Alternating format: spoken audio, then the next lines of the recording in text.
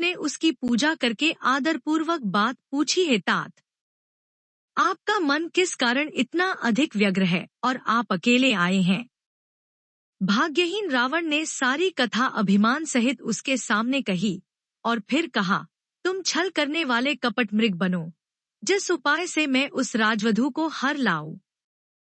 तब उसने, मारीच ने, कहा, है दशशीष, सुनिए, वे मनुष्य रूप में चराचर के ईश्वर हैं। हे तात, उनसे वैर न कीजिए। उन्हीं के मारने से मरना और उनके जिलाने से जीना होता है। सबका जीवन मरण उन्हीं के अधीन है। यही राजकुमार मुनि विश्वामित्र के यज्ञ की रक्षा के लिए गए थे। उस समय श्री रघुनाथ जी ने बिना फल का बाण मुझे मारा था, जिससे मैं क्षण भर में 100 योजन पर आ गिरा। उनसे वैर करने में भलाई नहीं है। मेरी दशा तो भृंगी के कीड़े की सी हो गई है। अब मैं जहां तहां श्री राम लक्ष्मण दोनों भाइयों को ही देखता हूँ। और हे तात, यदि वे मनुष्य हैं तो भी बड़े शूरवीर हैं। उनसे विरोध करने में पूरा न पड़ेगा, सफलता नहीं मिलेगी। जिसने ताड़का और सुबाहु को मारकर शिवजी का धनुष तोड़ दिया और खर, दूषण और त्रिशिरा का वध कर डाला, ऐसा प्रचंड बली भी कहीं मनुष्य हो सकता है? अतः अपने कुल की कुशल विचार कर आप घर लौट जाइए। यह सुनकर रावण जल उठा और उसने बहुत सी गालियां दी, दुर्वचन कहे। कहा, अरे मूर्ख, तू गुरु की तरह मुझे ज्ञान सिखाता है? बता तो संसार में मेरे समान योद्धा कौन है? तब मारीच ने हृदय में अनुमान किया कि शस्त्री, शस्त्रधारी, मर्मी, भेद जानने वाला, समर्थ स्वामी, मूर्ख, धनवान, वैद्य, भाट, कवि और रसोइया इन 9 व्यक्तियों से विरोध, वैर करने में कल्याण, कुशल नहीं होता। जब मारीच ने दोनों प्रकार से अपना मरण देखा, तब उसने श्री रघुनाथ जी की शरण तकी, अर्थात उनकी शरण जाने में ही कल्याण समझा।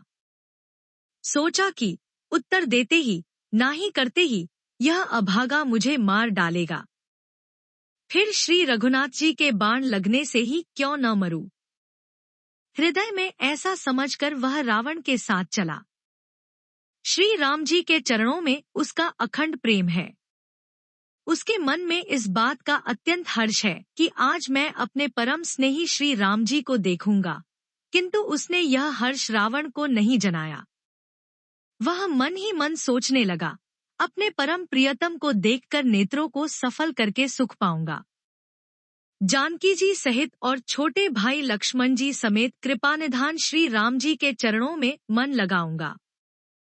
जिनका क्रोध भी मोक्ष देने वाला है और जिनकी भक्ति उनवश, किसी के वश में न होने वाले, स्वतंत्र भगवान को भी वश में करने वाली है। अब वे ही आनंद के समुद्र श्री हरि अपने हाथों से बाण संधान कर मेरा वध करेंगे।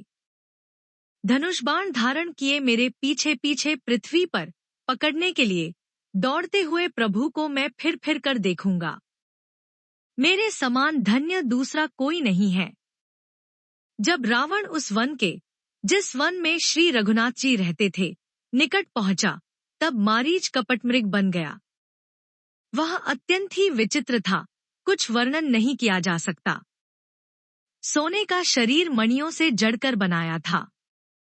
सीता जी ने उस परम सुंदर हिरन को देखा, जिसके अंगंग की छटा अत्यंत मनोहर थी।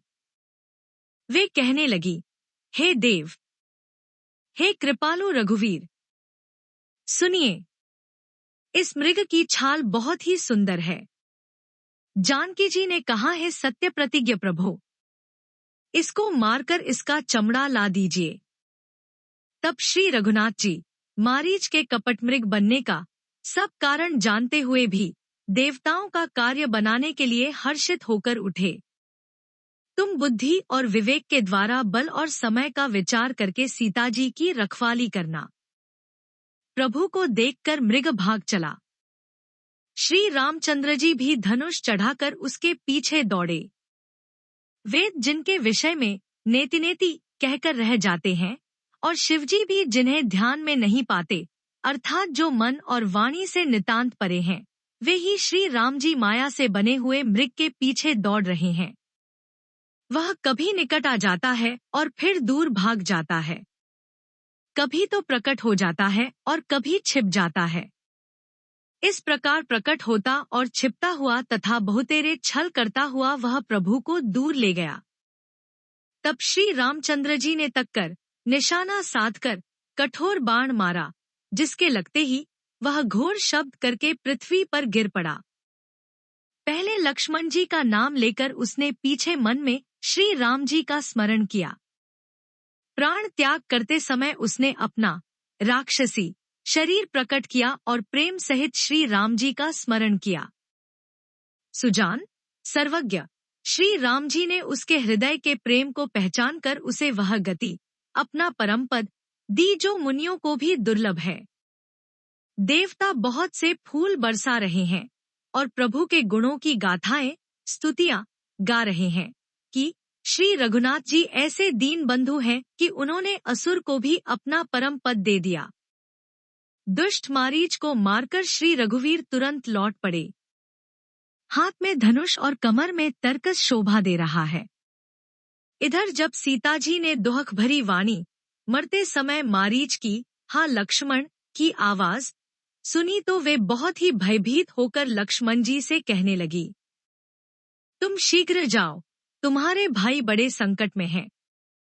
लक्ष्मण जी ने हंसकर कहा है माता, सुनो, जिनके भ्रिकुटी विलास भौं के इशारे मात्र से सारी सृष्टि का लय प्रलय हो जाता है, वे श्री राम जी क्या कभी स्वप्न में भी संकट में पड़ सकते हैं? इस पर जब सीता जी कुछ मर्म वचन, हृदय में चुभने वाले वचन कहने लगी, तब भगवान की प्रेरणा से लक्ष्मण जी का मन भी चंचल हो उठा। वे श्री सीता जी को वन और दिशाओं के देवताओं को सौंप कर वहां चले, जहां रावण रूपी चंद्रमा के लिए राहु रूप श्री राम जी थे।